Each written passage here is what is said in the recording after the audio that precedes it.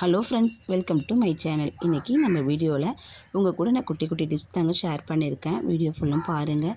பிடிச்சிருந்தா என் சேனலுக்கு ஒரு லைக் கொடுங்க. மறக்காமல் சேனலை சப்ஸ்கிரைப் பண்ணி சப்போர்ட் பண்ணுங்கள். வாங்க என்னென்ன டிப்ஸ்னு வீடியோக்குள்ளே போய் பார்க்கலாம்.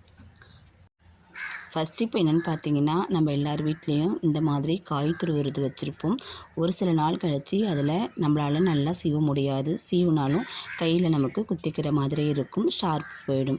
அந்த மாதிரி போன சமயத்தில் நம்ம வீட்டில் எல்லோரும் இடிக்கல் வச்சுருப்போம். அதோட மேலே உள்ள அந்த குளவியை எடுத்து இதில் ஒரு 10 to 15 தடவை ஷார்ப் பண்ணி எடுத்திங்கனாக்கா அந்த பிளேடு வந்து நல்லா ஷார்ப்பாகிடும். திரும்ப நம்ம அதில் காய் சீவும் போது நமக்கு சூப்பராக காய் சீவ வரும். இதை வீணாக போயிட்டுன்னு சொல்லி தூக்கி போடாமல் இந்த மாதிரி இடிக்கல்ல வச்சு நம்ம ஷார்ப் ஏற்றி திரும்ப பயன்படுத்திக்கலாம். ட்ரை பண்ணி பாருங்கள், பயனுள்ளதாக இருக்கும். வாங்க நெக்ஸ்ட் டிப் என்னென்னு பார்க்கலாங்க. செகண்ட் டிப் என்னென்னு பார்த்தீங்கன்னா, நம்ம வீட்டில் எல்லார் வீட்லேயும் கொலுசு வெள்ளி பொருள் வச்சுருப்போம். அந்த பொருளை ஒரு டப்பா பாக்ஸில் போட்டு ஸ்டோர் பண்ணும்போது நாளடைவில் அது கருத்து போயிடும். அந்த மாதிரி கருத்து போகாமல் இருக்கிறதுக்கு வீட்டில் இருக்கிற கற்பூரத்தை கொஞ்சம் போல் எடுத்துக்கோங்க. எடுத்து அதை நுணுக்கி அது மேலே தூவி நம்ம எந்த பாக்ஸில் ஸ்டோர் பண்ணுறோமோ அதில் போட்டு நீங்கள் ஸ்டோர் பண்ணி வச்சிட்டிங்கன்னா நம்ம எப்படி பாலிஷ் பண்ணி நம்ம ஸ்டோர் பண்ணுறோமோ அதே மாதிரி புதுசாக இருக்கும். வெள்ளி பொருள் கருத்தும் போகாதுங்க. இந்த மாதிரி போட்டு அதில் கொஞ்சம் போல் கற்பூரத்தை போட்டு நம்ம குலுக்கிட்டு இந்த மாதிரி பாக்ஸில் போட்டு நம்ம ஸ்டோர் பண்ணி வச்சுக்கிட்டோம்னாக்கா எப்போ நம்ம எடுத்து யூஸ் பண்ணாலும் புதுசு போலவே இருக்கும். நெக்ஸ்ட் இப்போ என்னென்னு பார்க்கலாம். நம்ம வீட்டில் காய் வெட்டுறதுக்கு இந்த மாதிரி கத்தி யூஸ் பண்ணுவோம். அது ஒரு சில சமயத்தில் நல்லா வெட்டாது, அந்த ஷார்ப்பு போயிருக்கும். அந்த மாதிரி நேரத்தில் நம்ம வந்து கல்லில் வச்சு உரசணும். அப்போ தான் அதில் ஷார்ப்பு ஏறும். அந்த மாதிரி இல்லாத நேரத்தில் இந்த மாதிரி ஒரு பஞ்சு எடுத்துக்குங்க. இது பாத்திரம் விளக்கிறதுக்கு வாங்குவோம் இல்லையா கடையில், அந்த பஞ்சு தான் இது. அதை வந்து புதுசாக இருக்கும்போது வாங்கி வச்சுக்குங்க. பயன்படுத்தினா நமக்கு ஷார்ப்பு கிடைக்காது. அதை வந்து இந்த மாதிரி கத்தியை வச்சு நல்லா 10 to 15 தடவை நம்ம நல்லா உரசி எடுத்தோம்னாக்கா கத்தி நல்லா ஷார்ப்பாகிடுங்க. நம்ம காய் வெட்டுறதுக்கும் நமக்கு ஈஸியாக இருக்கும்.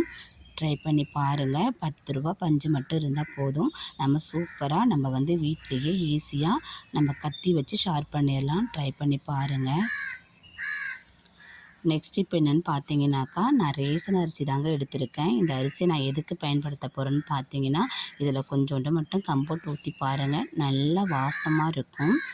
நான் ஒரு வேஸ்ட்டு துணி எடுத்திருக்கேன். கொஞ்சம் போல் அதை வந்து கத்திரிக்கோல் வச்சு கட் பண்ணி எடுத்திருக்கேன். அதில் கொஞ்சம் போல் அரிசி சேர்த்துக்கிறேன். அரிசியை சேர்த்துட்டு இது கூடவே கம்போர்ட்டு கொஞ்சம் போல் நான் ஊற்றிக்கிறேங்க. இந்த கம்போர்ட்டை ஊற்றிட்டு இது என்ன பண்ண போகிறேன்னு பார்த்தீங்கன்னா, இதை வந்து 4ஆக மடிச்சுக்கணுங்க. மடிச்சுட்டு இதை எடுத்துகிட்டு போய் நம்ம துணி மடித்து வச்சுருக்க அலமாரியில் நம்ம உள்ளார துணி பக்கத்தில் வச்சிட்டோம்னாக்கா நம்ம துணி எப்போ எடுத்தாலும் நல்லா வாசமாக இருக்கும். நான் கடையில் விற்கிற அந்த 4 ரூபா கம்போர்ட்டு கவரில் வாங்கினதாங்க யூஸ் பண்ணுறேன். உங்கள் வீட்டில் எந்த பாட்டிலில் வாங்கினாலும் சரி, வேறு எந்த ஃப்ளேவர் இருந்தாலும் அதை நீங்கள் பயன்படுத்திக்கோங்க. இந்த மாதிரி மடித்து எடுத்துட்டு இதை நம்ம பீரோலையோ அலமாரிலையோ நம்ம துணி மடித்து வச்சுருக்க இடத்துல, சாரி, பசங்க ட்ரெஸ்ஸு அந்த மாதிரி இடத்துல நீங்கள் கொண்டு வச்சிட்டிங்கனாக்கா துணியும் நல்லா வாசமாக இருக்கும். நம்ம எப்போ பீரோ திறந்தாலும் நல்ல மணமாக இருக்குங்க. இந்த மாதிரி துணிக்கு அடியில் நல்லா வச்சு விட்டுருங்க. இந்த மாதிரி எத்தனை நாளும் நம்ம ரெடி பண்ணி வச்சுக்கலாங்க. நல்லா வாசமாக இருக்கும். ட்ரை பண்ணி பாருங்கள். நெக்ஸ்ட் இப்போ என்னென்னு பார்க்கலாம் வாங்க. நம்ம வெங்காயம், உருளைக்கிழங்கு இது எப்போவுமே ஒன்றா ஸ்டோர் பண்ணக்கூடாதுங்க. ஸ்டோர் பண்ணோம்னாக்கா உருளைக்கிழங்கு நமக்கு நாளடைவில் ஒரு பக்கமாக அழுகல் விழ ஆரம்பிச்சிடும், வீணாக போயிடும். வெங்காயமும் நமக்கு அழுகல் ஆகிடுங்க. எப்போதுமே உருளைக்கிழங்கையும் வெங்காயத்தையும் ஒன்றா ஸ்டோர் பண்ணக்கூடாது. வாங்கிட்டு வந்த உடனேயே உருளைக்கிழங்கையும் வெங்காயத்தையும் தனித்தனியாக பிரித்து எடுத்து நம்ம ஸ்டோர் பண்ணி வச்சிடணுங்க. அப்போ தான் நமக்கு நீண்ட நாளைக்கு வீணாக போகாமல் இருக்கும். வாங்க அடுத்த டிப் என்னென்னு பார்க்கலாம். நம்ம வெங்காயம் பல்காக வாங்கிட்டு வந்து ஸ்டோர் பண்ணுவோம். ஸ்டோர் பண்ணும்போது அப்படியே நம்ம அவசரத்தில் ஒரு கூடையில் போட்டு வச்சுருவோங்க. அது நாளடைவில் நமக்கு என்ன பண்ணணும்னு பார்த்தீங்கன்னா அழுகல் விழுந்துடும். அந்த மாதிரி இல்லாமல் இருக்கிறதுக்கு அதுக்குள்ளே கொஞ்சம் போல் பேப்பர், வீணாக போன நியூஸ் பேப்பர் இருக்கும் இல்லையா, அதை சுருட்டி இந்த மாதிரி போட்டுக்கிட்டிங்கனாக்கா வெங்காயத்தில் இருக்கிற ஈரப்பதத்தை அந்த பேப்பர் வந்து அந்த ஈரப்பதத்தை இழுத்துக்கும். வெங்காயம் நமக்கு வீணாக போகாமல் இருக்கும். ரெண்டாவது என்னென்னு பார்த்தீங்கன்னா, வெங்காயம் வாங்கிட்டு வந்தோடனே இந்த மேலே இருக்கிற தோல் எல்லாத்தையுமே எடுத்துட்டு நம்ம வந்து அதை ஸ்டோர் பண்ணணுங்க. அப்புறம் வந்து அழுகலாக இருக்கிறத பார்த்து நம்ம அது மேலே உள்ள தோல் எல்லாம் எடுத்துட்டு அழுகலை தனியாக எடுத்து போட்டணும். அது கூடவே திரும்ப நம்ம வந்து ஸ்டோர் பண்ணோம்னா இருக்கிற வெங்காயமும் நமக்கு வீணாக போயிடுங்க. இங்கே பாருங்கள், அந்த மாதிரி இருக்கிற நமக்கே தெரியாது. இந்த மாதிரி இருக்கிற தோல், உள்ளே இருக்கிற அழுகெல்லாம் எடுத்துட்டு நல்ல வெங்காயமாக இருந்தால் அப்பயே நம்ம பயன்படுத்திக்கலாம். வீணாக போனதாக இருந்தால் நம்ம தூக்கி போட்டுணுங்க, அதில் வைக்கக்கூடாது. வச்சுருந்தா அதில் இருக்கிற அந்த பூஞ்சைகளும் மற்ற வெங்காயத்தில் பரவி எல்லா வெங்காயம் நமக்கு வீணாக போயிடும்.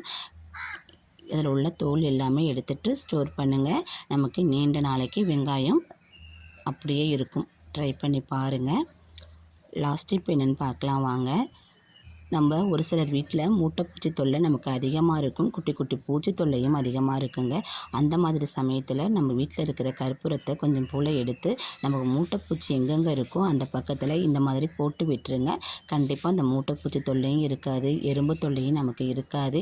இதை செவத்து ஓரத்தில், சோபாவுக்கு அடியில், பீரோவுக்கு அடியில் எங்கெல்லாம் நமக்கு அந்த மூட்டைப்பூச்சி, எறும்பு, குட்டி குட்டி குட்டி பூச்சி தொல்லையும் இருக்காது. ட்ரை பண்ணி பாருங்கள். நான் சொன்ன டிப்ஸில் ஏதாச்சும் ஒரு டிப்ஸாச்சும் உங்களுக்கு பயனுள்ளதாக இருக்குன்னு நினைக்கிறேன். பயனுள்ளதாக இருக்குன்னு நினச்சிங்கன்னா என் சேனலுக்கு ஒரு லைக் கொடுங்க. மறக்காமல் சேனலை சப்ஸ்கிரைப் பண்ணி சப்போர்ட் பண்ணுங்கள். பக்கத்தில் இருக்கிற பெல் ஐக்கானை கிளிக் பண்ணி வச்சுக்கோங்க. அப்போ தான் நான் போடுற வீடியோ உங்களுக்கு நோட்டிஃபிகேஷனில் வரும். நீங்கள் கொடுக்குற ஒவ்வொரு லைக்கும் கமெண்ட்டும் என்னுடைய வெற்றி பாதைக்கு வழிவகுக்கும். தேங்க்யூ.